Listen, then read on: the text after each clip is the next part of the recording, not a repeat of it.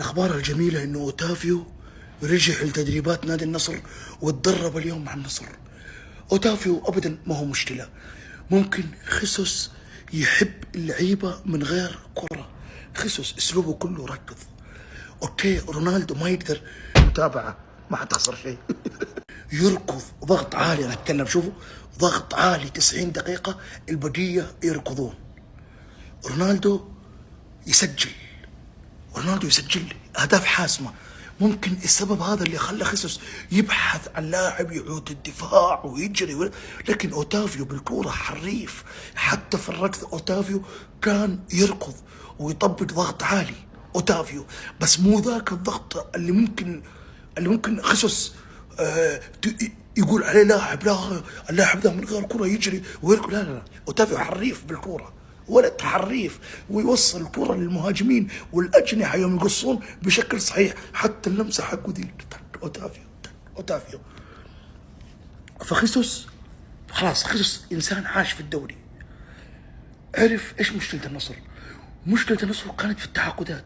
دوران لعيب، بس أنت عندك رونالدو مهاجم.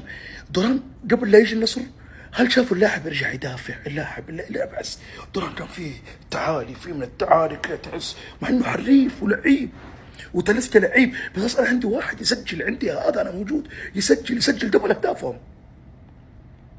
دبل اهدافهم يحطها. انا ابغى ناس اجنحه وقت ما تكون امور متازمه يسجلون. هذا بان النصراوي، ابغى اجنحه يسجلون. عندي مثلا بروزوفيتش لاعب حريف، شوف حريف لعيب مره، بس ستايل بيولي ما كان يناسبه. بيولي يبغى يدافع، يبغى اوتافيو لاعب الكرة تحت رجله، هو يرتب المجموعة، هات خذ جيب امسك العب. بداية الموسم الماضي اوتافيو كان لاعب لا يمس، خارق، يمكن افضل لاعب في الدوري. فجأة كل شيء انهار. ليش؟ الضغوطات دخلت غرفة الملابس، صار فريق مضغوط. ما في احد يخرجهم ويعيدهم للطريق الصحيح. لما انهارت المنظومة صرت تشوف اوتافيو لاعب عادي. الضغط اثر عليه، اوتافيو حط الضغط اثر عليه. في لعيبة تحت الضغط ما بانوا ابدا في النصر، ورب الكعبة الامكانيات عالية لكن تحت الضغط اشياء غريبة تصير، ماني عارف. وتحس النصر ما هو متوفق، ما في توفيق من الله. يعني في لحظات حاسمة تجي أشياء، سيناريوهات تضيع، أشياء غريبة تصير. أنا مش عارف. كرة رونالدو قدام العين، ضربات الجزاء، أهداف غريبة تخش. الموسم الماضي والله لو أرجع لمباراة النصر في أشياء غريبة كذا، سيناريوهات غريبة تصير، ماني عارف من إيش. من حاجة واحدة أنا متأكد في الكورة علم، بس علم ما هو ثابت. الضغط يأثر.